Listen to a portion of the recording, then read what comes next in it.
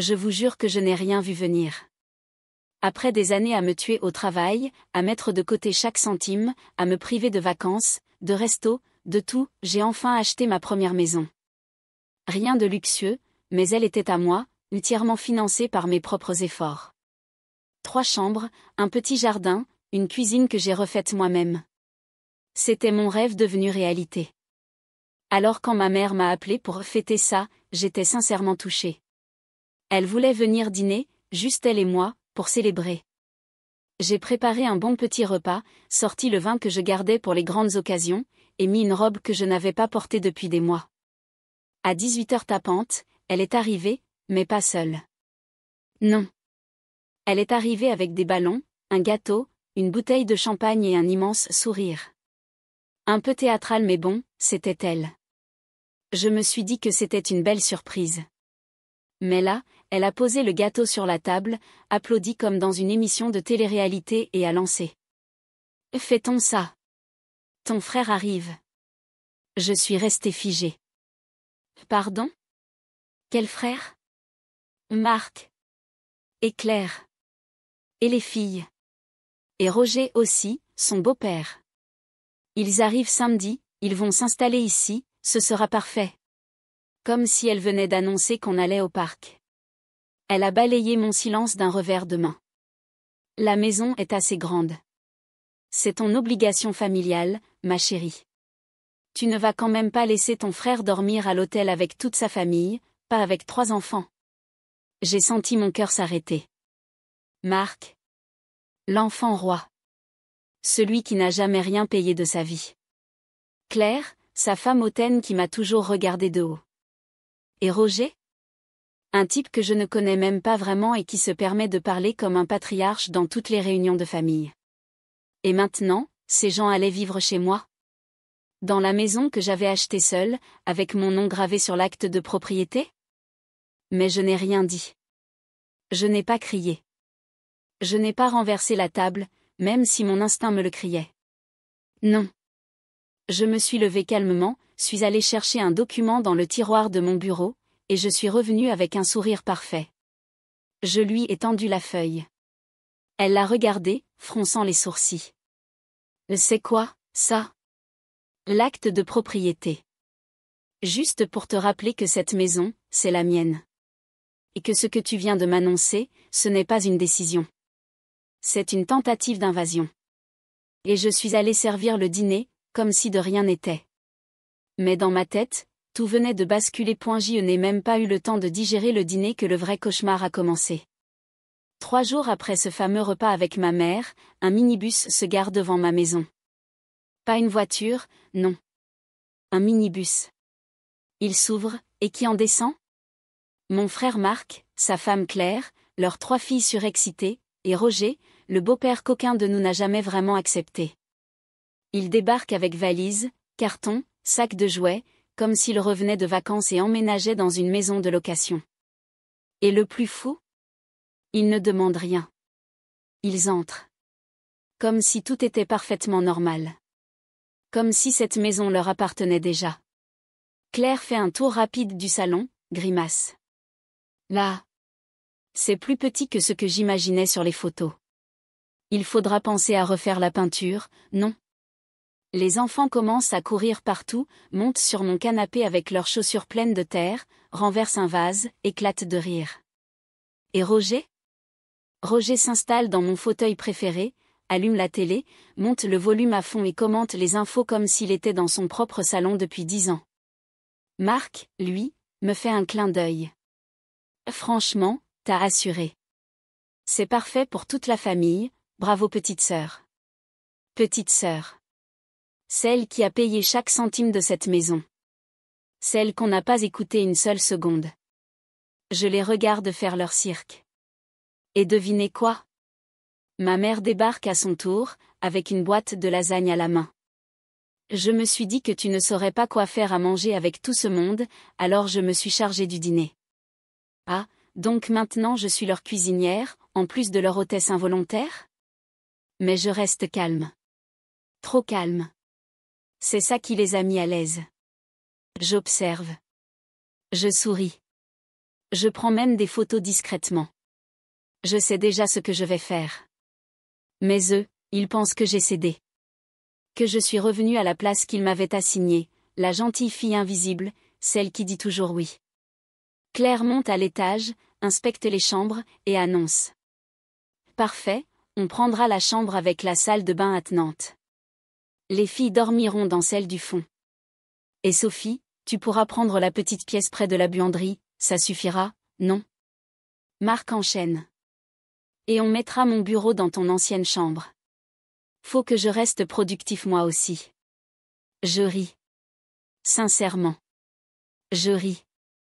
Ils se retournent tous, un peu gênés. Mais je dis simplement. Faites comme chez vous. Et je repars dans la cuisine, calmement. Je commence à rédiger un petit carnet. Une liste. Jour par jour. Mot par mot. Chaque abus. Chaque intrusion. Chaque humiliation. Ce sera la preuve. La mémoire de leur impudence. Ce qu'ils ne savent pas, c'est que la chose la plus silencieuse dans cette maison, c'est la propriétaire qui prépare sa revanche. C'est incroyable à quel point les gens peuvent vite oublier que vous existez, surtout quand vous ne leur mettez aucune limite. En à peine 48 heures, je suis devenue une sorte de fantôme dans ma propre maison. Claire s'est officiellement approprié ma chambre. Elle a suspendu ses robes sur mes tringles, mis ses produits de luxe sur mes étagères, et a même déplacé mon miroir en disant. Il n'était pas à la bonne hauteur pour moi. Marc, lui, a pris mon ancien bureau, celui que j'avais rénové moi-même à la main, et l'a transformé en espace de travail avec ses 2 écrans, son siège ergonomique, et une pancarte « Ne pas déranger ». Il est au chômage. Et pendant ce temps, moi, j'ai été reléguée dans la buanderie. Littéralement.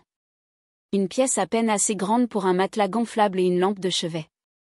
Le genre d'endroit où on range des balais, pas une adulte propriétaire. Mais le pire, c'est que personne n'a trouvé ça bizarre. Personne ne m'a remercié. Personne ne m'a demandé si ça me convenait.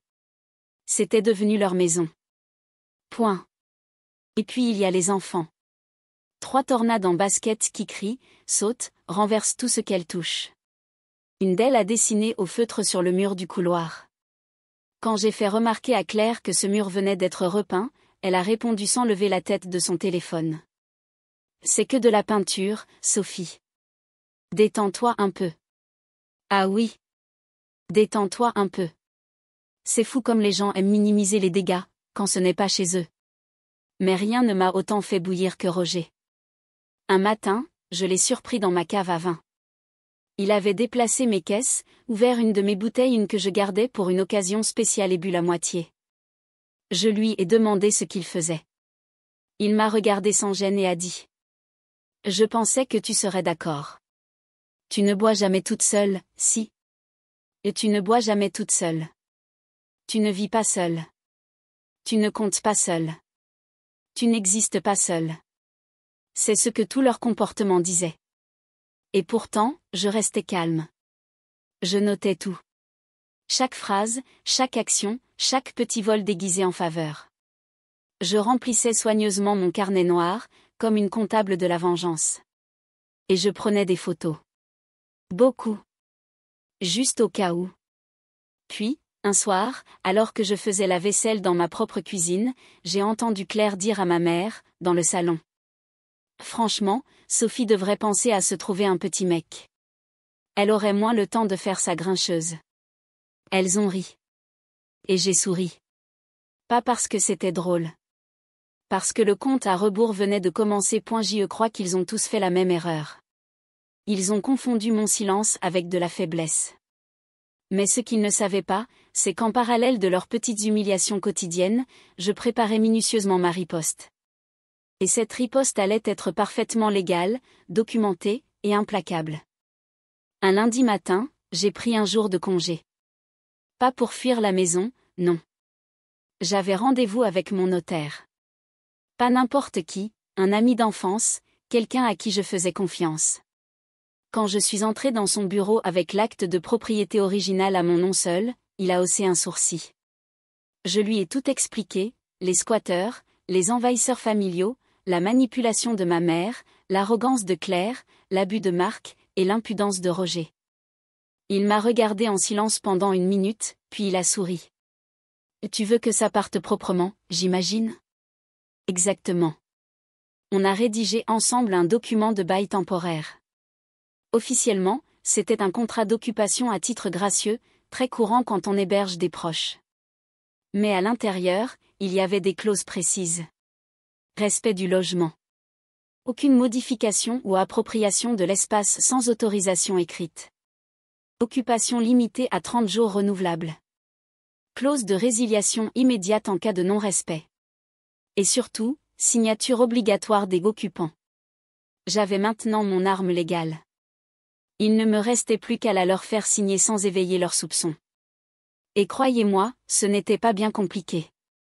Le soir même, je suis rentrée à la maison avec un grand sourire, et j'ai réuni tout le monde dans le salon. Je me suis rendu compte qu'on est nombreux à vivre ici, et pour éviter les malentendus, j'ai fait un petit document de gestion familiale. Juste une formalité, comme dans les colocations. Claire a levé les yeux au ciel, mais a signé sans lire. Marc a signé aussi, en plaisantant. Tu veux qu'on verse une caution aussi? Les enfants ont dessiné sur les feuilles, et Roger a griffonné sa signature avec nonchalance. Ma mère n'a même pas pris la peine de lire la première ligne. Elle a dit. Et tu vois? Tu apprends à organiser les choses. Je suis fière de toi. Oh, si seulement elle savait. Le lendemain, les papiers étaient enregistrés chez le notaire. Officiel. Validé. Irrévocable. Et moi? J'étais devenue bien plus qu'une simple propriétaire. J'étais désormais la détentrice d'un compte à rebours que personne d'autre n'entendait. Ils pensaient tout ce que j'avais plié. Ils pensaient avoir gagné. Mais la vérité? Je leur avais tendu un piège. Et ils y avaient tous signé, de leurs propres mains. Dès le lendemain de la signature, ils ont redoublé d'arrogance. Comme si mon silence avait validé leur emprise sur ma maison. Claire a convoqué une réunion familiale dans le salon chez moi pour établir un planning de tâches ménagères. Et devinez quoi? Je devais faire 80% de ce qui était écrit. Cuisine, lessive, nettoyage des chambres des enfants, gestion des repas. Elle a osé dire. Tu vis seule depuis trop longtemps, tu as sûrement besoin d'un peu de structure. Pendant ce temps, Marc surfait sur le canapé en slip, Roger étalait ses chaussettes sur la table basse, et les enfants transformaient le couloir en terrain de foot avec des balles en mousse. La maison ne ressemblait plus à un foyer, mais à un squat désorganisé, et moi à la gouvernante qui n'avait jamais signé pour ce rôle. Mais la perle de la semaine? Roger m'a carrément dit, un matin. J'ai déplacé ta voiture, j'ai besoin du garage maintenant. Ma caisse est plus grosse. Il avait les clés de ma voiture. Je ne savais même pas comment il les avait eues. Mais j'ai souri. Comme toujours. Parce que je savais. Parce que je tenais la bombe nucléaire juridique dans mon tiroir. Et chaque jour où il franchissait une ligne, je prenais une photo, j'enregistrais une vidéo, j'ajoutais une note. Ils étaient en train de s'autodétruire sans même le réaliser. Mais je devais faire plus. Il fallait qu'ils scellent eux-mêmes leur sort, sans discussion possible. Alors j'ai sorti la dernière pièce de mon jeu. J'ai imprimé un document récapitulatif des règles de vie en colocation, que j'ai affiché sur le frigo. En haut, en gras, conformément à l'accord signé le 12. Et tout en bas, le non-respect de ces points entraîne la résiliation immédiate de l'occupation. Claire s'est contentée de le lire à voix haute en ricanant. T'as cru qu'on était à la fac ou quoi? Tu vas nous virer avec une feuille A4, c'est ça? Marc a rigolé. Roger n'a même pas lu. Parfait. Ils venaient d'admettre publiquement qu'ils ignoraient les règles qu'ils avaient signées. Et puis, cerise sur le gâteau. Claire a fait entrer des meubles sans me prévenir, affirmant qu'elle voulait moderniser un peu la déco. Marc a déplacé un fauteuil que j'avais hérité de ma grand-mère, et l'a mis dans le garage comme si c'était un déchet. J'ai respiré profondément. Je suis montée dans ma minuscule chambre improvisée, et j'ai ouvert un tiroir. À l'intérieur, les avis d'expulsion pré-remplis, tamponnés par le notaire. Je les ai alignés sur mon lit, un par un. 5 noms. 5 signatures. 5 adieux. J'ai posé un chronomètre à côté. 72 heures. Le compte à rebours venait de commencer. Il ne se doutait de rien. Et c'était ça, le plus délicieux. Pendant qu'ils s'installaient comme des parasites bien nourris, moi, je préparais l'explosion finale. Le moment venu, j'ai organisé un petit apéro familial un dimanche soir. Rien de spécial. Juste une excuse pour les réunir tous dans le salon. Marc était affalé dans le canapé, Claire sur son téléphone, Roger avec son verre de vin volé, les filles dans un coin avec leur tablette. Ma mère souriait, convaincue que la famille avait triomphé de mes envies d'indépendance. Alors j'ai distribué à chacun une enveloppe beige. « C'est quoi, encore ?» grogna Roger. « Une autre de tes feuilles de règles ridicules » lança Claire sans lever les yeux. Non. C'était leur ticket de sortie. À l'intérieur, un avis d'expulsion officiel, signé par huissier, accompagné de leur propre signature sur le bail, celle qu'ils avaient griffonnée sans lire. Et en haut, très clairement, 72 heures pour quitter les lieux. Au début, ils ont ri. Sincèrement. Marc a même levé les yeux au plafond, pensant que je bluffais. Très drôle, Sophie. Tu devrais écrire des sketchs. Puis il a vu le tampon du notaire. Le silence s'est installé comme une brume glaciale. Claire est devenue livide. Elle a relu la feuille 2 fois, puis m'a lancé. « C'est une blague ? Tu veux mettre ta propre famille à la rue ? Non. Je vous laisse 72 heures pour quitter ma maison. » Nuance. Roger s'est levé, a crié que c'était illégal, qu'il connaissait ses droits. Alors j'ai posé l'acte de propriété sur la table. À mon nom seul. Et juste à côté, une clé USB. Et dedans, il y a des vidéos. Des photos. Des enregistrements. Chaque insulte. Chaque meuble déplacé. Chaque bouteille de vin ouverte sans autorisation. Vous avez signé un contrat. Et vous l'avez violé à répétition. Devant témoins. Et devant caméra. Ma mère a tenté la carte émotionnelle. Tu vas regretter ça. Tu seras seule. Une maison vide ne vaut pas une famille. Mais je n'ai même pas eu besoin de répondre. Claire, elle, s'est retournée vers elle, furieuse. Et tu nous as fait emménager ici sans même nous dire que la maison n'était pas à toi. Marc, lui, était figé. Il comprenait enfin. Je n'étais plus la petite sœur invisible. J'étais celle qui tenait les clés, la loi, et la sortie. Le lendemain matin, j'ai accroché une copie des avis d'expulsion sur la porte d'entrée. Et j'ai envoyé un message groupé. 72 heures. Pas une de plus. Sinon, j'appelle l'huissier. J'ai reçu des insultes. Des menaces. Des pleurs. Mais j'ai éteint mon téléphone. Parce qu'à partir de maintenant, chaque minute jouait en ma faveur. Le compte à rebours avait commencé, et pour la première fois depuis des semaines, j'ai dormi comme un bébé. Mais eux, ils ont passé la nuit à paniquer. Et le spectacle qui s'est déroulé sous mon toit pendant ces 72 heures, je vous jure que même Netflix ne pourrait pas l'écrire. Dès le matin, Marc était en boucle au téléphone avec un avocat. Je l'entendais depuis la cuisine. Oui mais c'est ma sœur, c'est la famille, elle peut pas faire ça, non. Spoiler, elle peut. Et elle l'a fait. L'avocat a confirmé ce que je savais déjà. Le bail était clair. Le contrat avait été violé. Et la maison m'appartenait entièrement. Il n'y avait aucune zone grise. Juste une réalité brute qu'il ne voulait pas affronter. Claire, elle, a tenté une autre tactique, la manipulation émotionnelle version haut de gamme. Tu sais que les filles t'aiment, hein ? Elles ne comprennent pas ce qu'il se passe. Tu vas vraiment les traumatiser ? Je les regardai droit dans les yeux. Claire, je crois que ce qui est traumatisant pour elles, c'est de voir leurs parents vivre comme des parasites sans aucune gêne. Elle a claqué la porte. Mais la palme revient à Roger.